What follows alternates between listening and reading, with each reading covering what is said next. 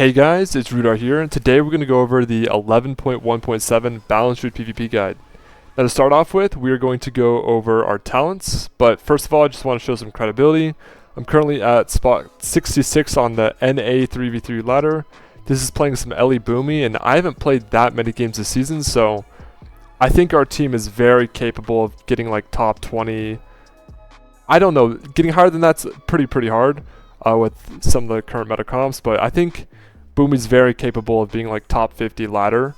So I think it's actually very good right now. And to start off with, we're going to go over some of the talents, and then we'll go into like gearing, some damage rotation, and just some like interactions between some talents that will really increase your damage if you know about them. So first of all, let's just go over our talents. So we're playing Loon's Chosen. I think you're going to want to play Loon's Chosen as your hero talent about 99% of the time. If you're playing with a rogue, like a sub or outlaw rogue, then you can play Keeper of the Grove.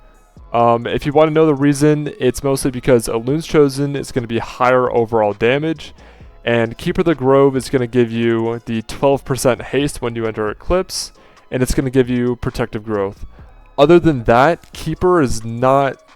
The Trents don't really do more damage than the Starfire Instaproc, so damage-wise, Keeper isn't that great, but cycloning-wise, it's pretty good.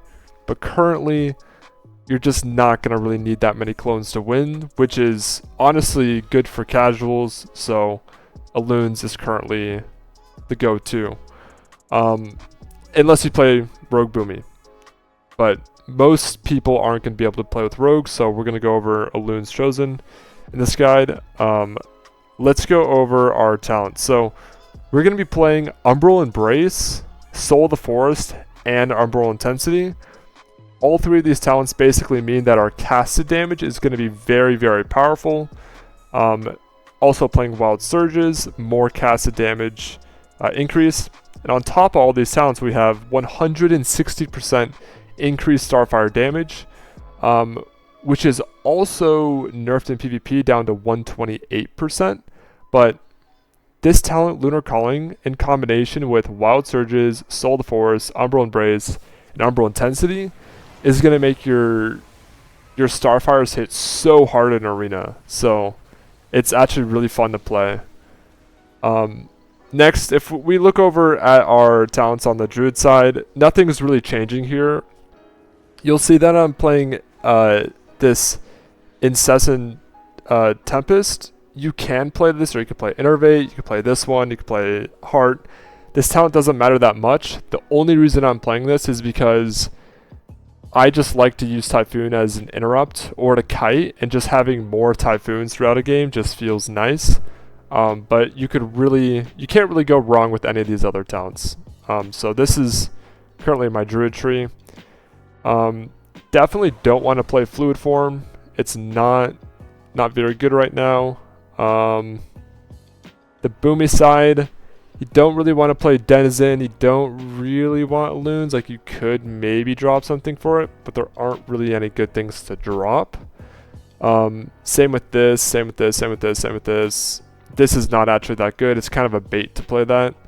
This could be alright, Stellar Amplification. So if you want to drop something like maybe Crashing Star for Stellar Amplification, you could do that. You could drop Wild Surges for Nature's Balance, but I don't really think that's worth it. Just because this is going to increase your Starfire damage, and that's what this whole build is going to play around. It's going to be a lot of Starfire damage. Now if we go into... Before we go over the PvP talents, I want to go over the Force of Nature real quick, or the Keeper of the Grove, in case you're playing Rogue Boomy. This is currently what I'm playing for Keeper of the Grove. I'm playing Incap Roar, which is actually pretty good now. It won't break the dots generally, so you can use this to Cyclone Healers and play a little bit more aggressive with a Rogue on your team. Previously, this would just break to the first dot tick, but now it can withstand a little bit more damage, so it's good to note this talent in case you're going to be playing with a Rogue. If you're playing with Assassination Rogue, though, I would still play Loon's Chosen. I wouldn't WQ with clones. Yeah, these are our talents. Let's go over our PvP talents. we have Mukanora, Alkan Adept, and High Winds. Now, Mukanora, you actually can switch out sometimes. If your team has no caster on it, say you're playing with a warrior and like maybe you're playing warrior Arsham, two things that don't really need crits that much. And warriors they don't benefit from this because it's only spell crit. So if you're playing with like warrior Arsham, you could drop Mukanora for something else. It's not really that valuable. You could like pick up Tireless Pursuit or something. But like 90% of the time, 95, like you're probably just gonna rock Mukanora. You can kind of just lock this in and forget about it. Alkan Adept, this you're always gonna play. You're never gonna drop Alkan Adept. You're always gonna play this talent. High Winds, let's see here. Thorns is no good. The rework to Thorns is actually really bad. You don't want to play Thorns anymore. Because when he Thorns, it only happens when you Bark Skin. And people are swapping off a Bark Skin anyways, so it kind of makes Thorns not very useful. The other talents you could play instead of High Winds are Tireless Pursuit. You could play Fury Swarm if you're fighting a rogue. I wouldn't play Fury Swarm into MM Hunters generally. I would only play it into rogues. You could play Moon and Stars if, say, you're playing with a rogue. You swap to Trents and you play Moon and Stars with these three. That's a decent loadout.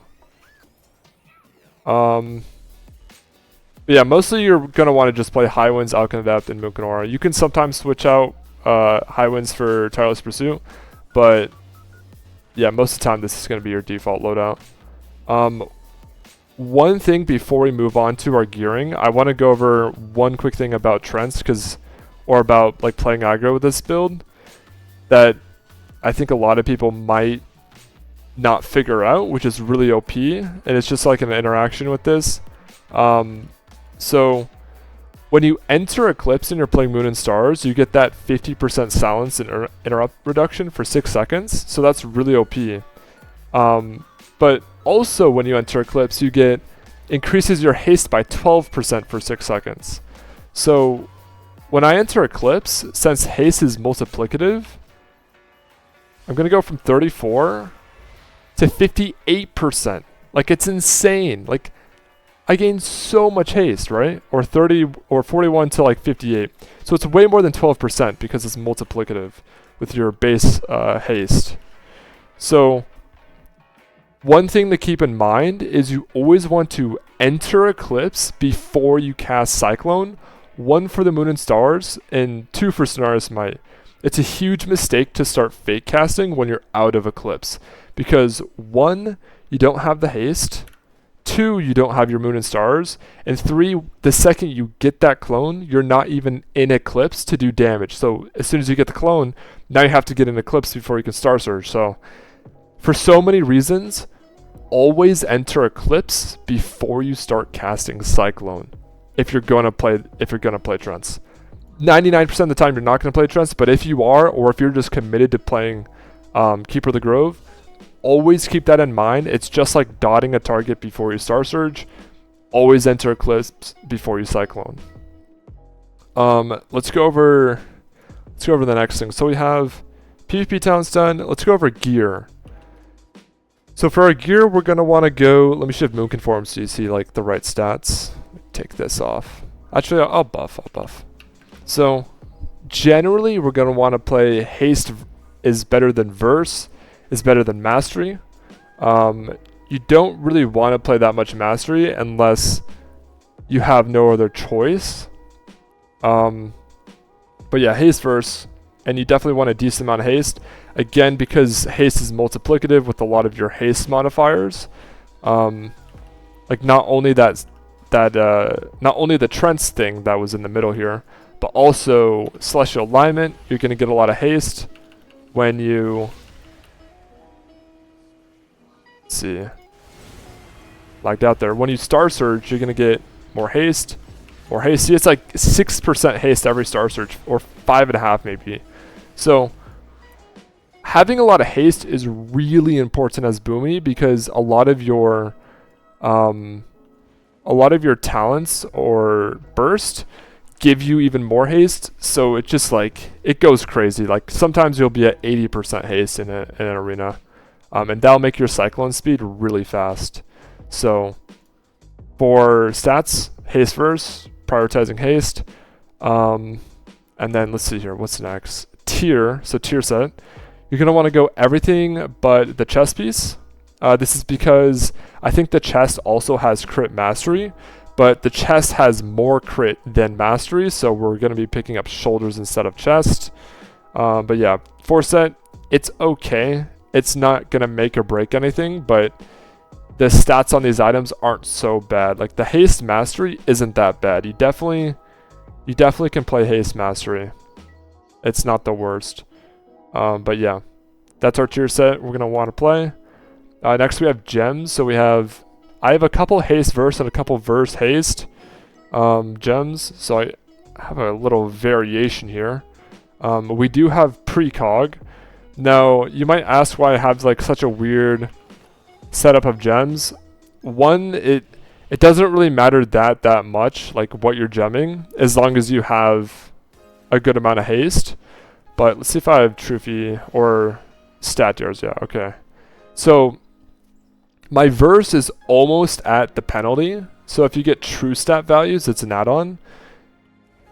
My verse is almost at the penalty. It's like 2,000 off, and my haste is in the penalty.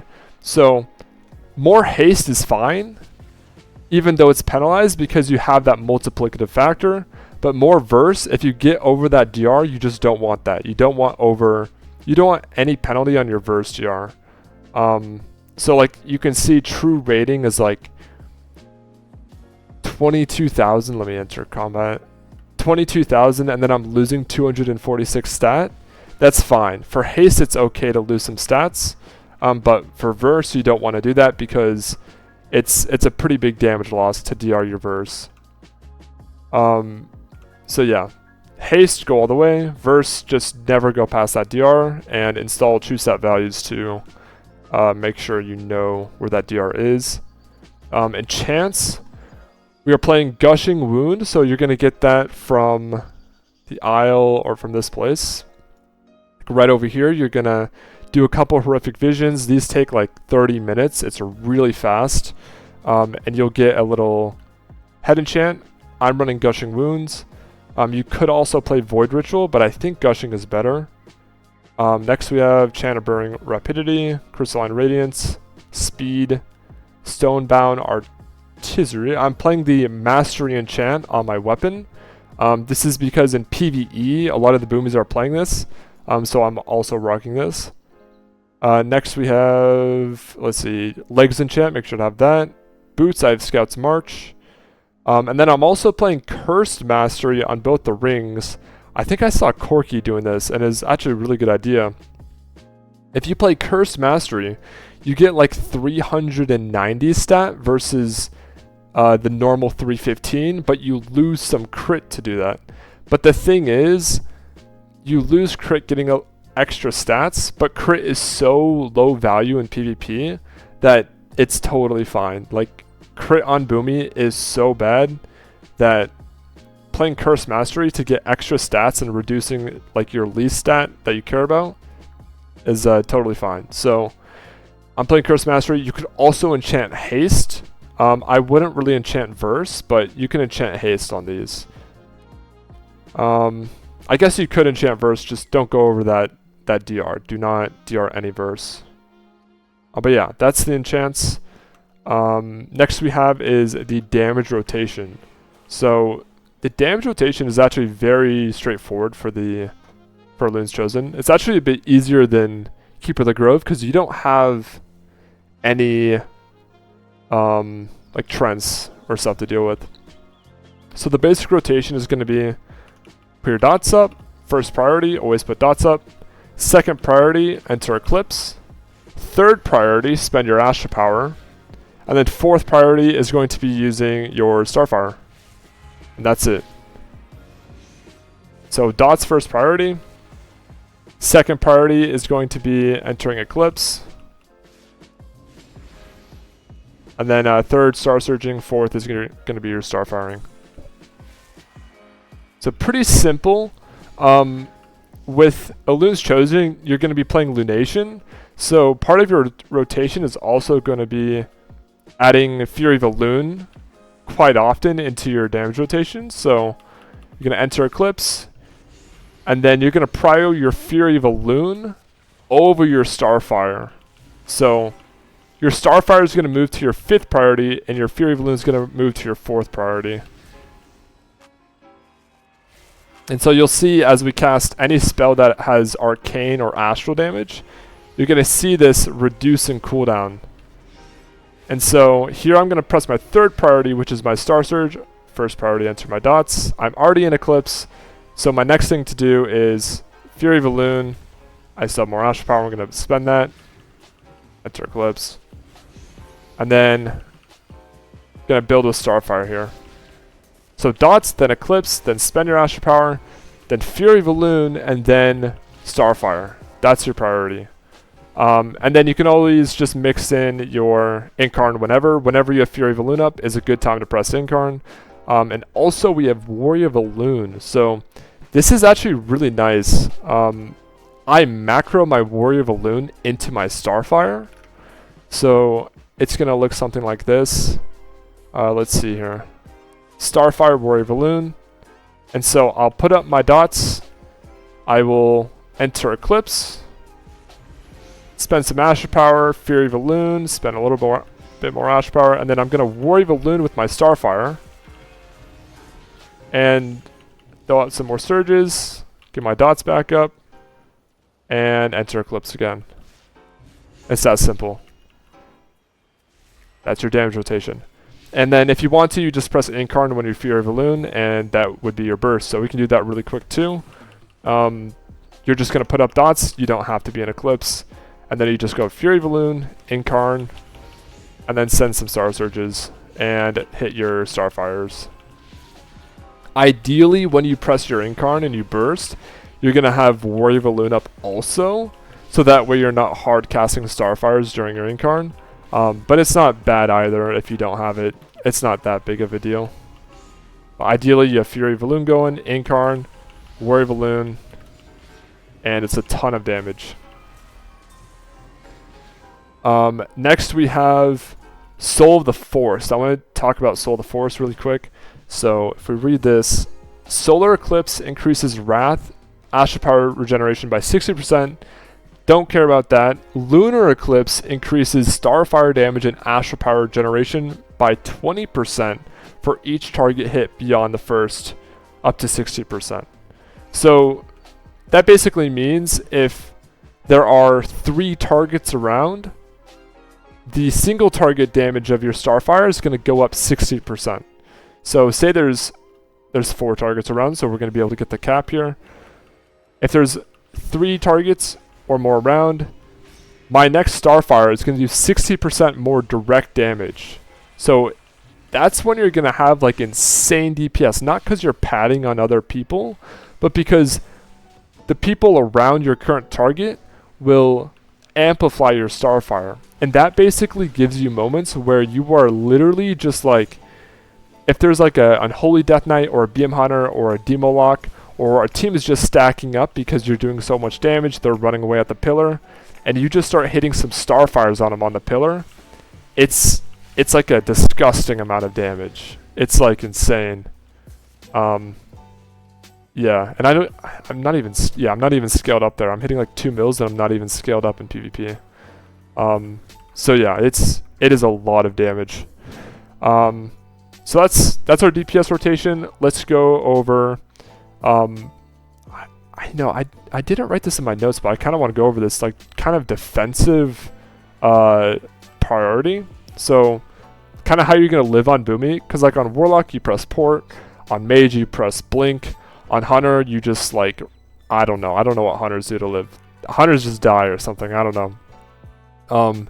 But for Boomy, you don't have a Port or a Blink, so the way you want to survive is you want to hit Stampeding Roar and you just want to kite for like 4 seconds, Stampeding Roar, but you can get back in Boomy form right away, kite for a couple seconds, and then just go back in when their cooldowns are down. It's really, really OP. That's why I run short Stampeding Roar. It's basically like a shorter CD on my biggest defensive cooldown. You can press Barkskin, you can press Renewal, you can Frenzied Regen, all very good. Definitely use these to live. You definitely don't want to not use these. But it's good to know that Stampeding Roar is actually more valuable than these most of the time, because if you take no damage at all, that's the best defensive. So Stampeding Roar, don't undervalue it. Make it your #1 priority when you're going to live some cooldowns. And you don't have to stay in bear form. You just need to get the move speed so you don't take damage. So you can get around a pillar, get out of range of melee, and you're good to go.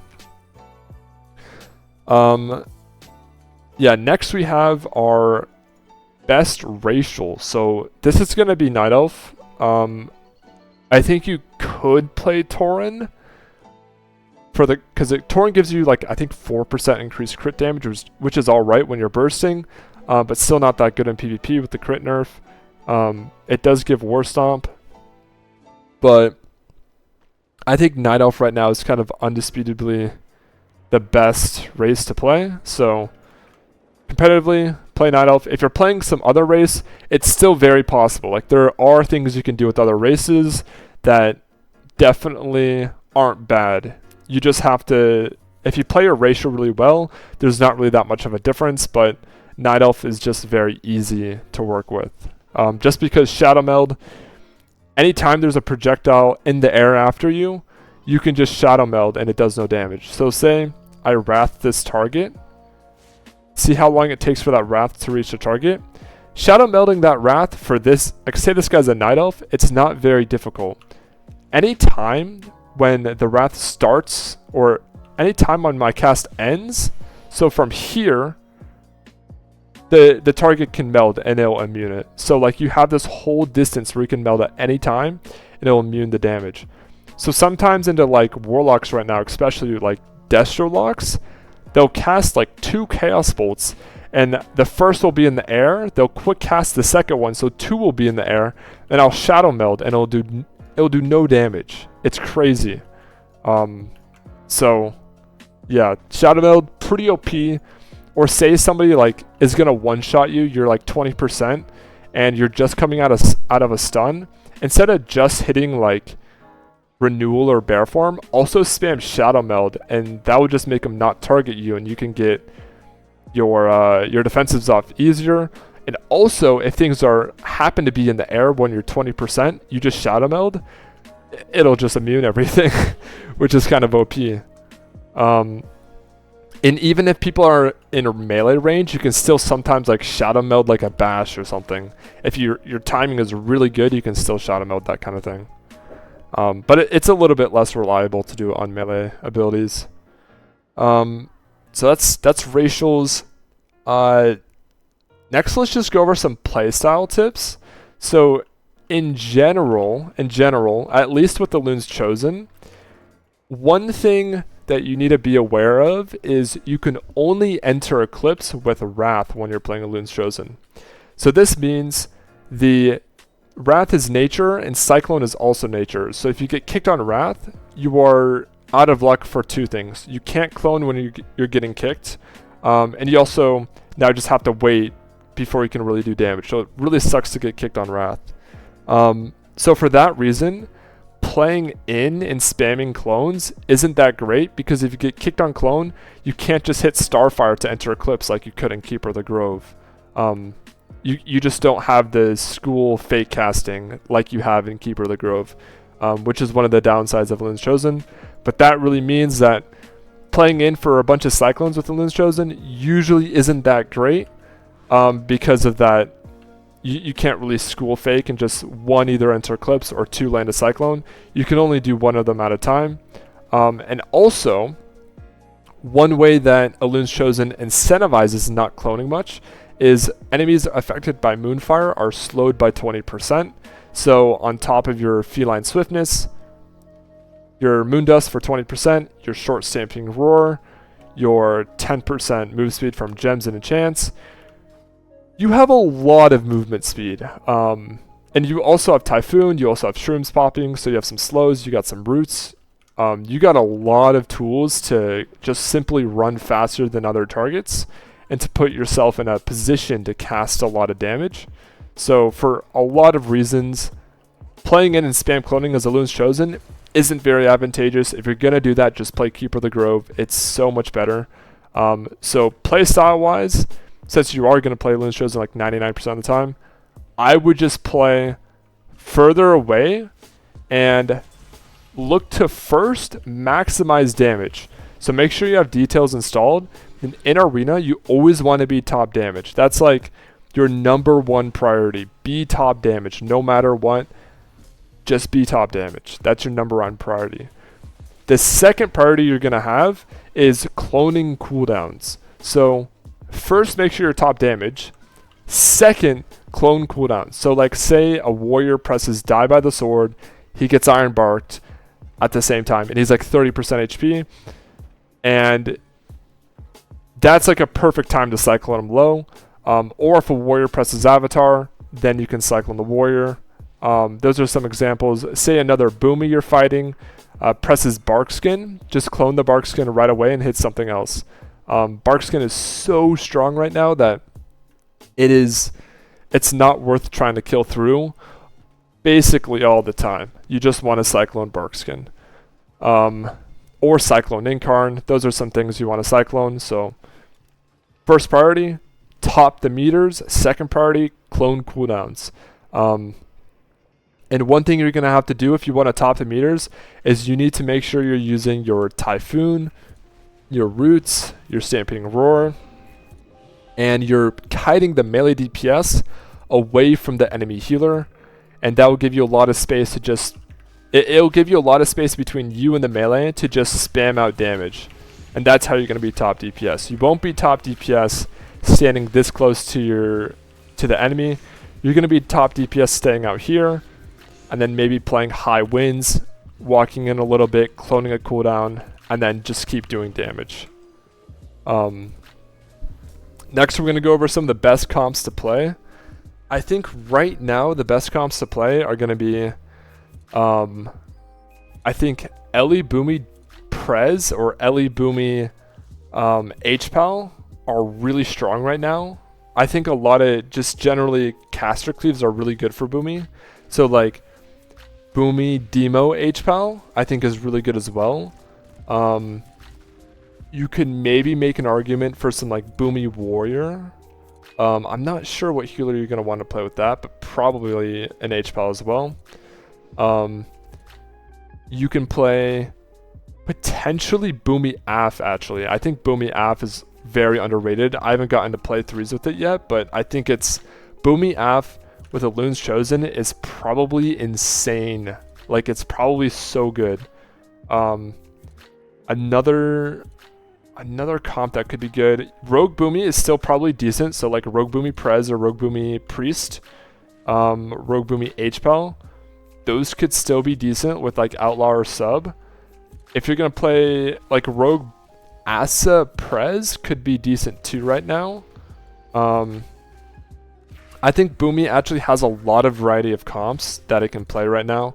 Last season is really only Rogue Boomy, but with a lot of the buffs to like Frenzied Regeneration, buffs to your damage with this Loon's Chosen build that really is only seeing the light of day because Lunar Calling got buffed. I think a lot of comps are actually pretty viable right now for Boomy. So yeah, you can, as long as you're playing with a Mortal Strike on your team or you're playing with an Ellie, you're probably playing a decent comp. The only things I would stay away from generally are going to be playing with priests that are healers. Generally playing with priests that are healers or playing with hunters and enhanced shamans and ret pallies and death knights. Don't play with those. Usually those are pretty bad. And yeah, that's basically it. Thank you guys for watching. If you want to see more, you can check out my guide on my website. This is going to be a little bit more of an in-depth guide with some challenges you can complete. And yeah, it'll also have all the talent builds. So yeah, thank you guys for watching, and peace out, boys.